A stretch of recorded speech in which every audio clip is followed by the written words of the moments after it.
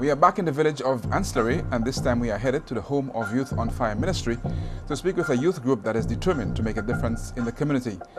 Also, a national footballer is hoping to get young ladies to follow in the footsteps of the more successful male counterparts, and the homegrown credit union that is making a difference in the lives of the residents of Anse La Raye and Canaries.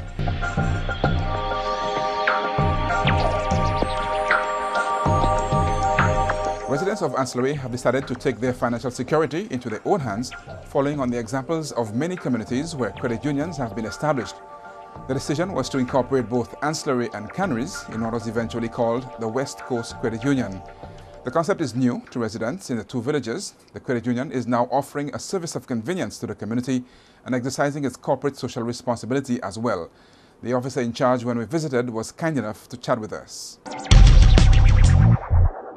My name is Kathy Popo. I'm representing the West Coast Credit Union. Kathy, can you give us some more information about the West Coast Credit Union? The credit union began in October of 2010. We basically a small board of about 5 persons. We began in the Anse La Raye community and then we moved to Canaries. How is the community of both Anse La Raye and Canaries responding to that initiative to have a credit union here? Well, they started slow, but now the word is going across that the credit union has many benefits, so more persons are joining the West Coast Credit Union. Can you give us an idea of some of the services that you offer here? Okay, we offer basically shares to our members, deposits as well, small loans because we're only about 4 years in existence, so small loans. And we have the ShopPay service where you can pay your bills. We also provide photocopying, faxing, laminating. And so you also have an office in Canaries as well? Yes, we do. Okay. And how is that working out? It's a bit slow due to our economic times, hard economic times, but it's getting on board. Kathy, give me an idea of the numbers of members you have both here and in Canaries. We have about 1,000 members in Ancillary and about 700 in Canaries. That's a very encouraging number. Yes, it is. Just for 2 years? Yeah, 4 years. 4 years. Yeah. Just one more question. In terms of convenience, what kind of opening hours do you have and so on? Okay, we open from Mondays to Saturdays from 9 o'clock to 5 from Monday to Friday, and on Saturday from 9 to 12.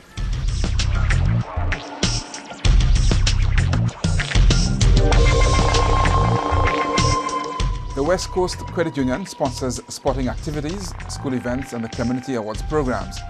It is our intention to revisit Anse La Raye for a more detailed look when we concentrate on community credit unions in future programs.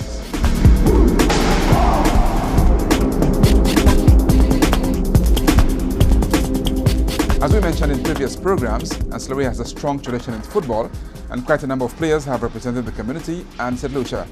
Among them is Lawrence St. Croix, the national player who is currently actively involved in getting young ladies in the community into football. We spoke with Lawrence when he visited the Anse La Raye playing field where lights were being installed. Lawrence St. Croix, representing All Stars Sports and Cultural Club. All right, Lawrence, we know you've represented St. Lucia as well in football. Talk to us about the teams that you've played for. When did you start playing football and what teams you've played for? Well, I played at all youth levels, starting from the under 15 to the under 17 and then the under 21 and recently the senior team.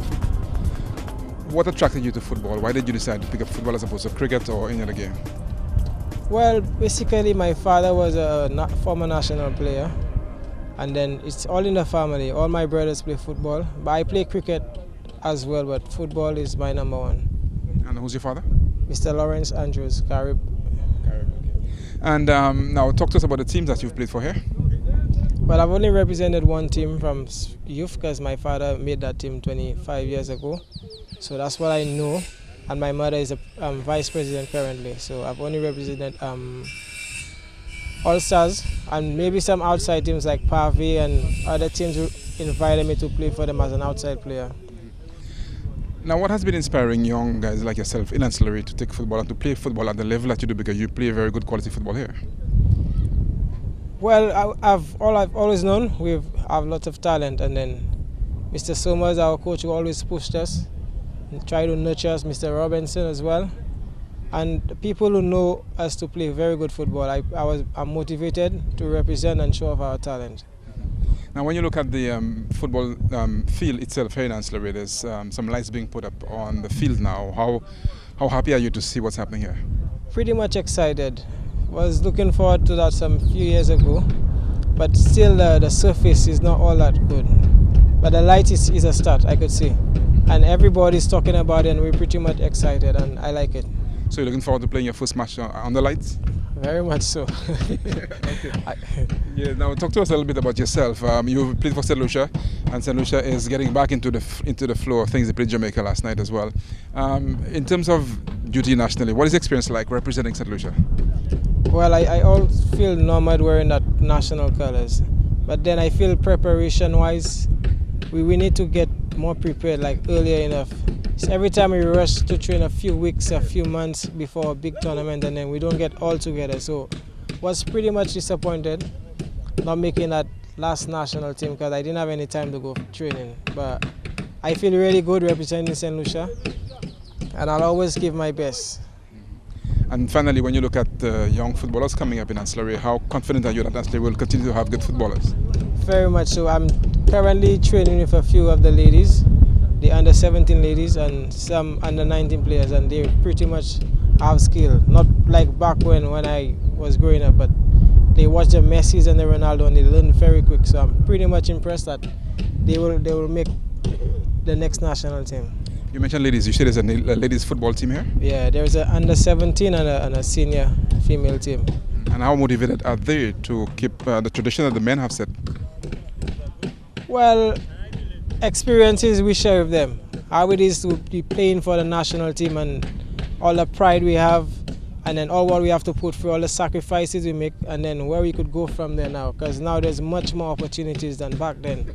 So they're pretty much motivated, and I could see the effort they put in every afternoon when they come to training, and when they not on the field, how they speak about playing for St. Lucia, because they know what's there and the opportunities that lead there for them now. Excellent. All right, thanks a lot and good luck. You're welcome, sir.